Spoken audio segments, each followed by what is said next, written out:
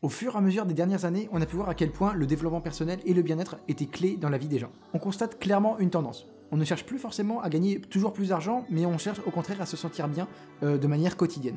Se sentir bien dans sa peau, au final, passe par une série de différentes choses. C'est la somme de différentes actions qui vont faire que vous allez atteindre ce résultat. Et c'est ce qu'on va voir justement dans cette vidéo. On dit souvent, dis ce que tu manges, je te dirai qui tu es. Cela montre tout simplement à quel point l'alimentation joue un rôle majeur dans le bien-être, dans le développement personnel, etc. Au final, quelques règles toutes basiques peuvent complètement changer la donne. On n'a par exemple plus besoin de nommer les fameux oméga 3. Ces derniers ont fait l'objet de nombreuses études et montrent à quel point ils sont très efficaces sur différents points pour la santé. Bon pour le cœur, bon pour l'humeur, bon pour le mental, bon pour l'anti-inflammation. Bref, on ne compte plus tous les bienfaits que peuvent avoir les oméga 3 pour l'humain. Ils ont donc également un rôle essentiel dans comment vous vous sentez également de manière journalière. Un autre élément qui va également jouer le rôle de barrière et de frein dans votre bien-être, ça va être le stress. Alors justement, le meilleur élément pour contrer le stress, ça va être tout simplement le magnésium. Le magnésium, vous le trouvez facilement dans le chocolat noir, dans les amandes, les noisettes, les fruits secs, etc. Donc vraiment, avoir du magnésium également au quotidien, c'est important pour avoir du stress en moins. Également très intéressant, vous avez le zinc et la vitamine D qui restent essentiels pour le système immunitaire. Donc très important également de prendre ça. Donc soit vous le prenez dans l'alimentation ou bien le soleil pour la vitamine D, soit vous prenez des compléments alimentaires comme moi je le fais de manière régulière. Et en général, il n'y a pas de souci et ça participe également à une bonne alimentation. Ce qu'il faut savoir, c'est que d'une manière générale, la vitamine D, elle est vraiment pas évidente à produire. Il faut vraiment du soleil, mais vraiment de grande qualité, assez puissant, etc. Et ça, en hiver, nous, dans l'hémisphère nord, c'est assez compliqué. Donc c'est pour ça que c'est assez intéressant de se complémenter en vitamine D. On a vraiment comme ça nos doses journalières ou hebdomadaires, etc. Et c'est vraiment bien pour le corps. Donc en dehors de ça, il est bien de respecter quelques grands principes en alimentation, donc c'est-à-dire pas plus de 50 grammes de sucre par jour par exemple, ça c'est la recommandation de l'OMS, pas trop de graisse saturée, pas trop de viande rouge également car cancérigène à forte dose, et ne pas trop manger salé également. C'est justement le meilleur moyen de se sentir pas en forme, d'une humeur un peu instable, pas forcément dans son assiette, etc. Donc vraiment éviter une alimentation pas très équilibrée. N'oubliez pas également de vous hydrater, donc ça c'est très important également, vraiment pour bien faire fonctionner le corps, donc vraiment au moins 1,5 litre par jour, mais après ça dépend également de l'activité physique, également du poids, ça on le dit pas énormément, mais du poids de la personne, et donc voilà, mais bien s'hydrater d'une manière générale au quotidien, même en hiver. Rien de pire que de ne pas être aligné avec soi-même. Il est très important de rester soi-même et d'être en accord avec son propre système de valeurs. Dans le cas inverse, votre estime de vous peut baisser et vous ne vous sentirez pas dans un état de bien-être. Rien de pire également que d'être dans un travail que vous subissez au quotidien. Avoir la boule au ventre avant de s'y rendre, être dans un état de stress, bref, tout ça c'est vraiment pas bon pour votre bien-être et pour vous sentir au final bien dans votre peau. Sachez également que cela est très néfaste pour votre santé mentale et physique à la fois. Soyez aligné avec vous-même et ayez le courage, par exemple, de quitter un boulot s'il ne vous convient pas, de quitter une situation si elle ne vous convient pas. C'est vraiment important pour votre bien-être et le fait de vous sentir bien dans votre peau.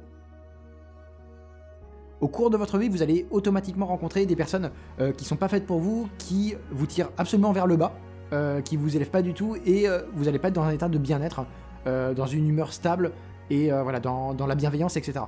Il y a une règle qu'on dit souvent en général dans le développement personnel, c'est que en fait on est plus ou moins la moyenne des 5 personnes que l'on fréquente le plus au quotidien.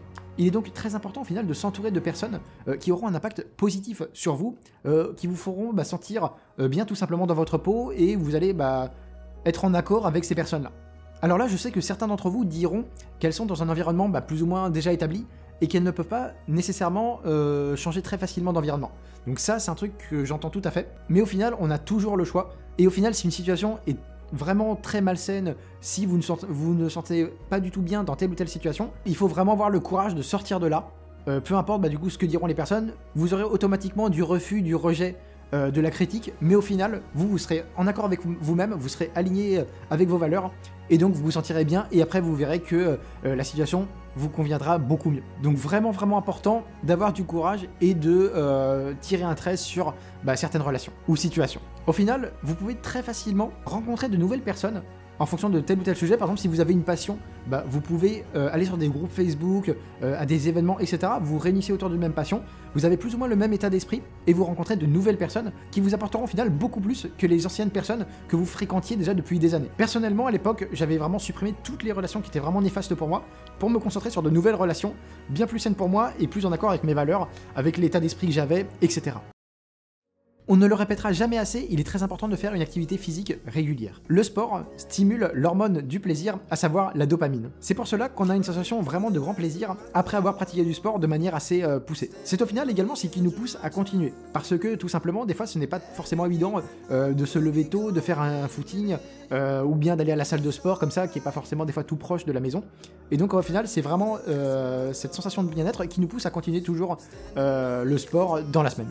Au final, il est donc très important de faire un minimum de sport chaque semaine. Alors attention, hein, on ne parle pas non plus de faire du sport de manière ultra intensive, ultra poussée, etc. On parle juste d'avoir un bon rythme relativement stable, sain, qui nous permettent en fait tout simplement de nous dépenser physiquement. Donc voilà, de ne pas faire du sport non plus tous les jours, 2 heures, 3 heures par jour, mais voilà en général, ce que recommande en tout cas l'OMS, c'est de faire 150 minutes de sport par semaine, ce qui fait au final 2h30 de manière hebdomadaire.